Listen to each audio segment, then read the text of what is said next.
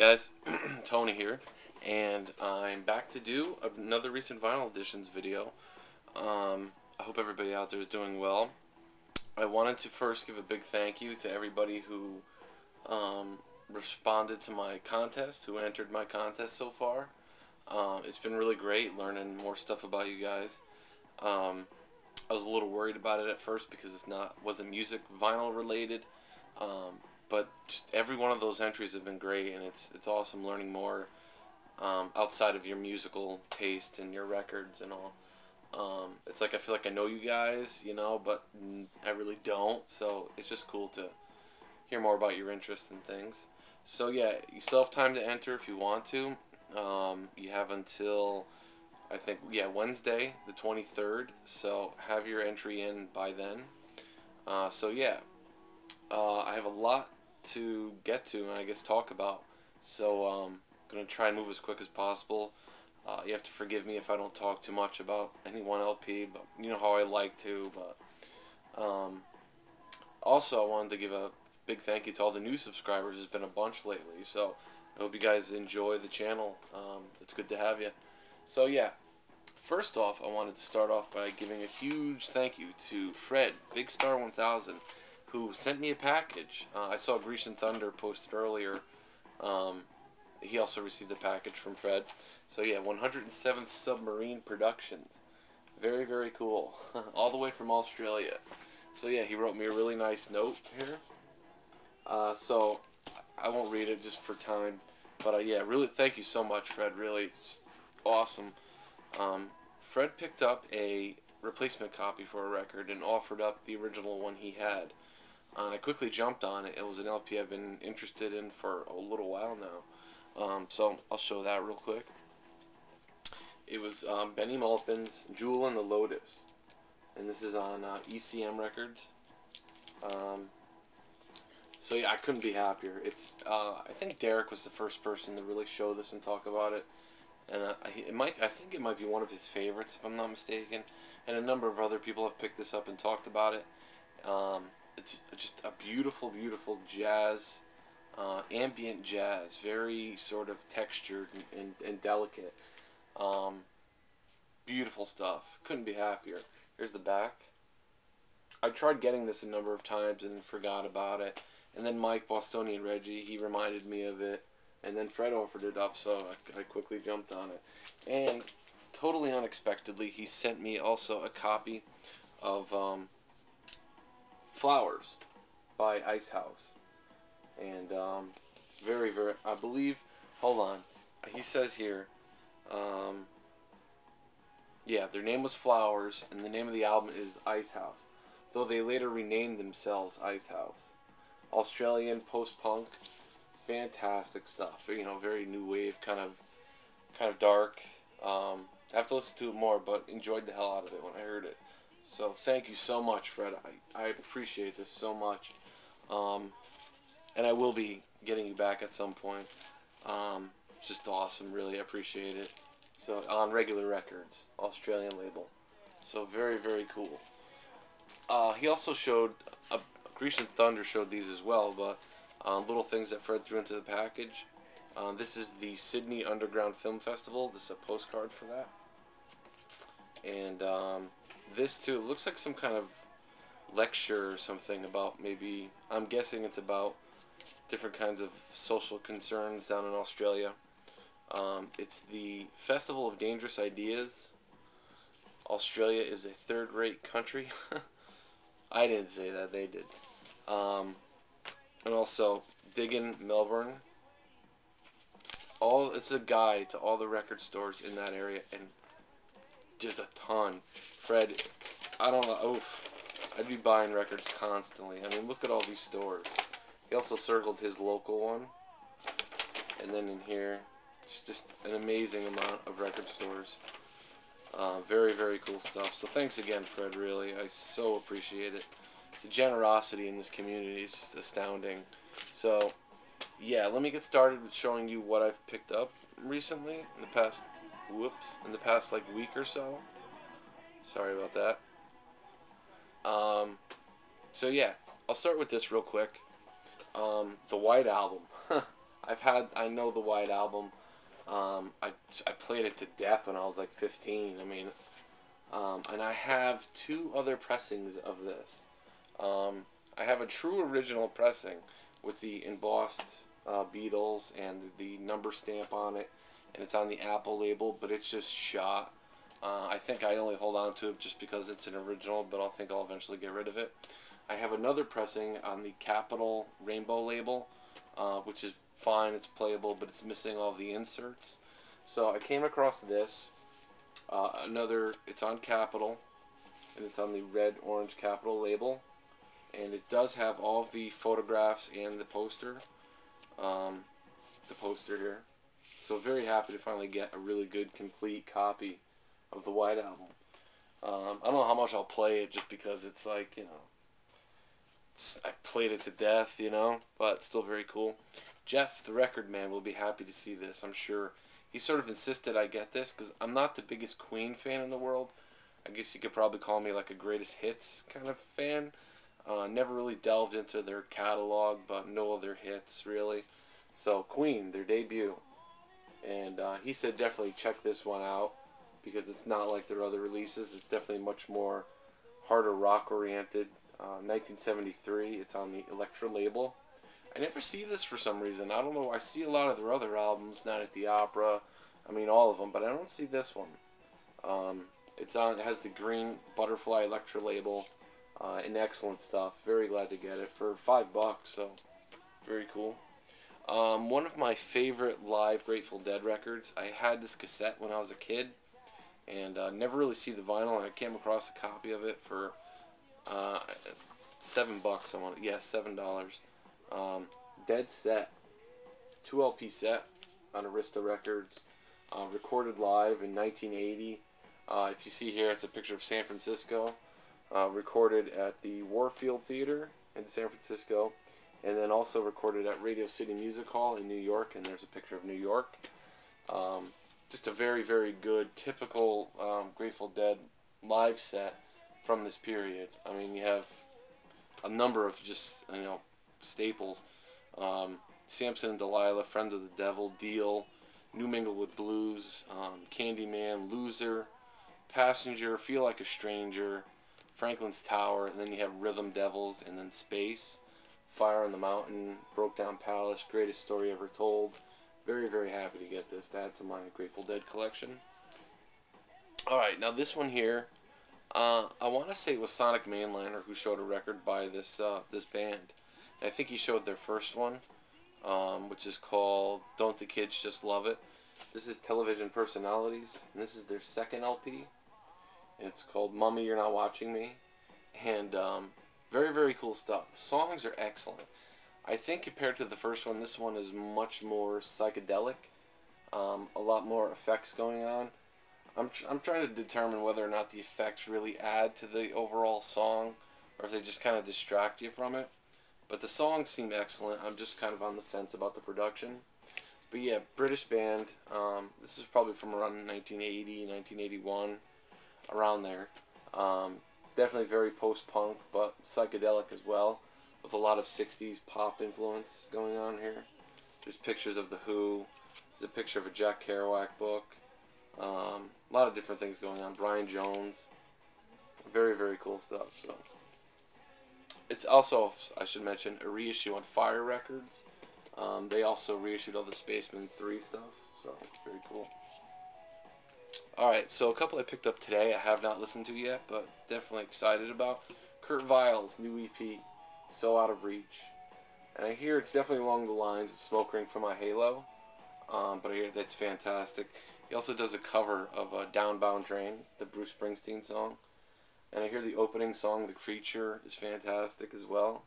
So definitely looking forward to this on Matador Records. Just came out, I think, a week or two ago. But yeah, very cool. Now, as you could probably guess if you watch my videos, I'm not the biggest hip-hop rap guy in the world. But there have been a number of things through the years that have definitely caught my ear, and this is one of them. I probably only have a few records hip-hop related. And very cool. I picked this up today for $10, and it's probably one of the best rap albums, kind of more hardcore hip hop.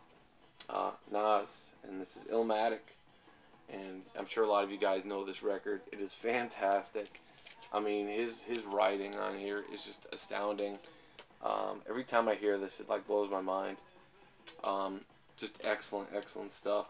And I think an important record for the East Coast hip hop scene. You have New York State of Mind, of course, which is fantastic. The World Is Yours. Those two songs I've always loved. But also Memory Lane, Sitting in the Park, and It Ain't Hard to Tell. Just, you can't go wrong with this. I think it's really his major label first real album, released in 1994, and this is a German import. And yeah, for $10, you know, pretty cool. This I picked up today as well, and I did listen to it. Awesome stuff. Art Blakey's Jazz Messengers, A Night in Tunisia. Fantastic jazz record. Of course, the percussion, the drums throughout the whole thing, is what really caught my ear on this. Of course, Art Blakey is a fantastic jazz drummer, and very happy to get this. Excellent stuff.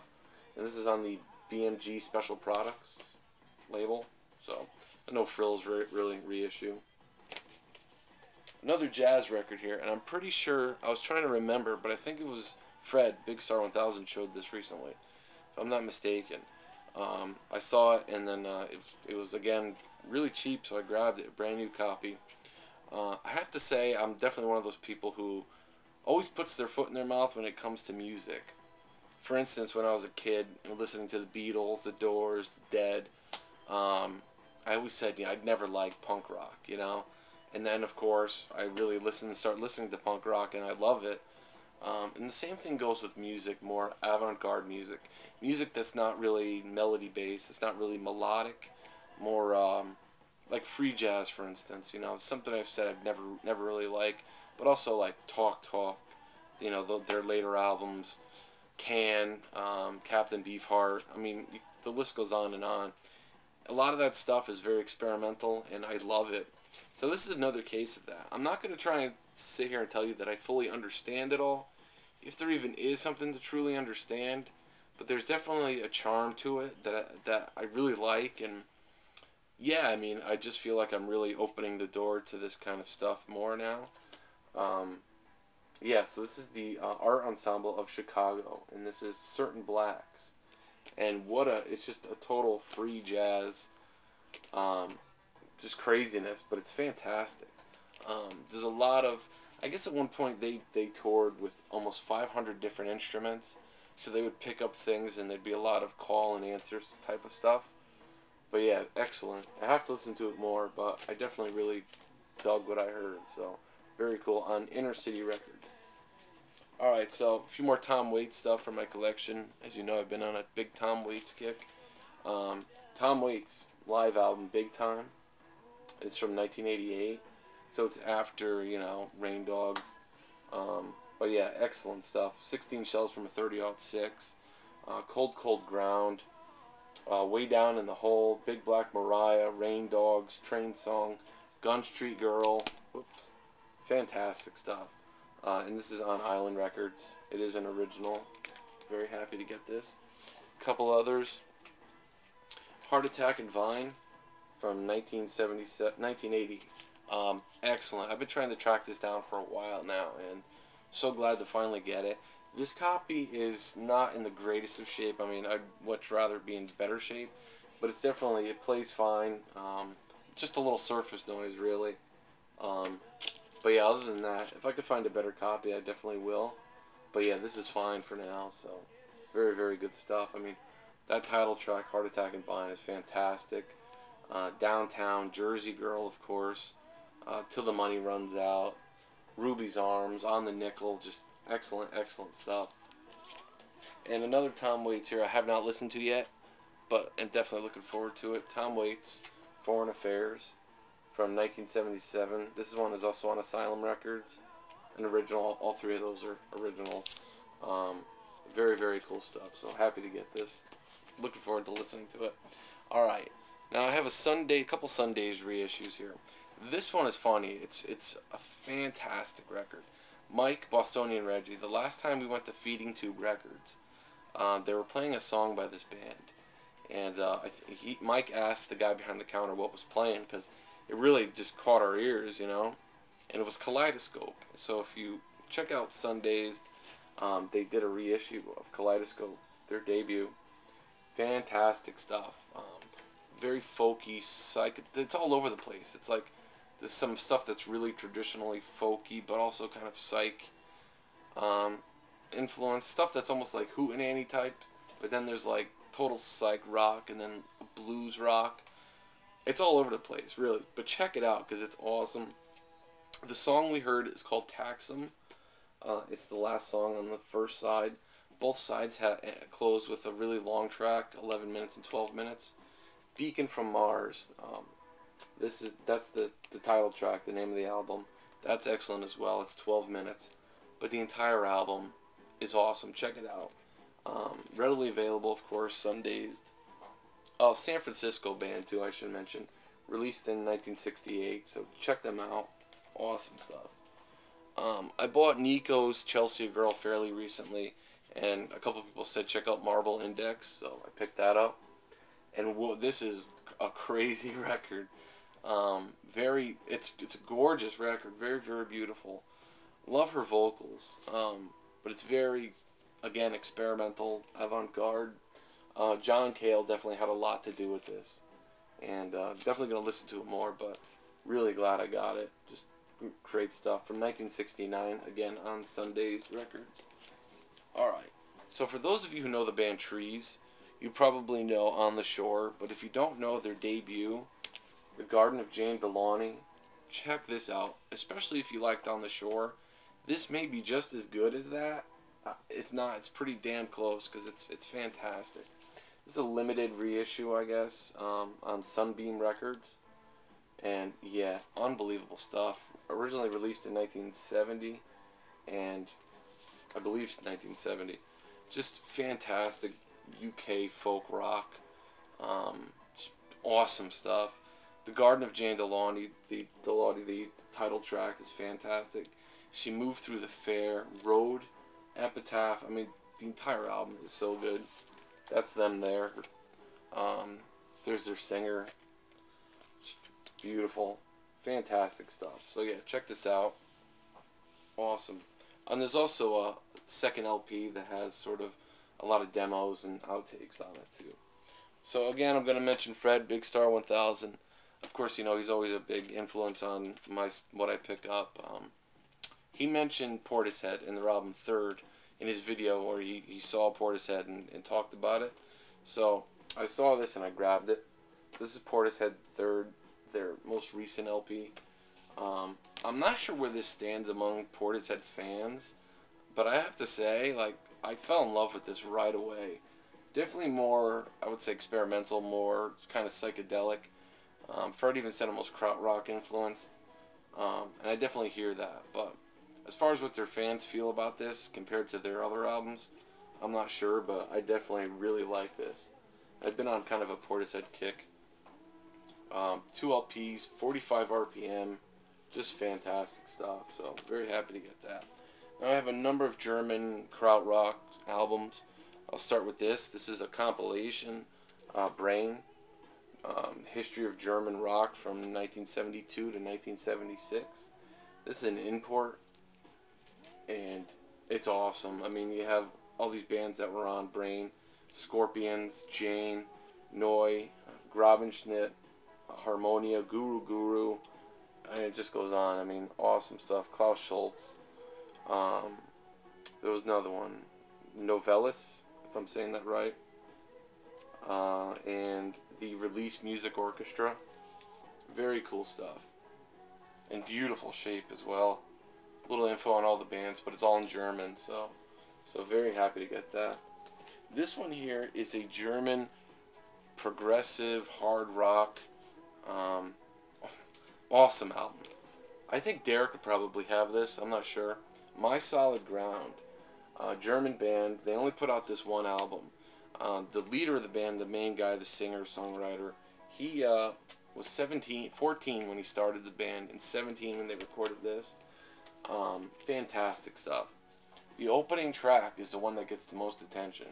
It's 13 minutes. It's called Dirty Yellow Mist. Very heavy, Pink Floyd-y kind of, just fantastic. If you check out anything, check out that track, Dirty Yellow Mist, off of My Solid Ground. This is a reissue on Second Battle, and the rest of the album is pretty much straight ahead, hard rock, progressive hard rock, but excellent stuff and a beautiful reissue. Alright, I picked this one up. I've also been checking out a lot of Embryo stuff, so I grabbed We Keep On by Embryo, featuring Charlie Mariano, and a excellent jazz rock album, really. Definitely a mixture of jazz and kind of psych rock, krautrock, just fantastic stuff. And again, beautiful reissue on Wah Wah Records. Excellent stuff. And another sort of German jazz, very much jazz album. I'm gonna screw this up. Anexus Quan, if that's how you say it. This is a true free jazz, just freak out. German, it's fantastic. Look at those guys on that boat. Don't they look like they're just having the greatest time? It reminds me of this.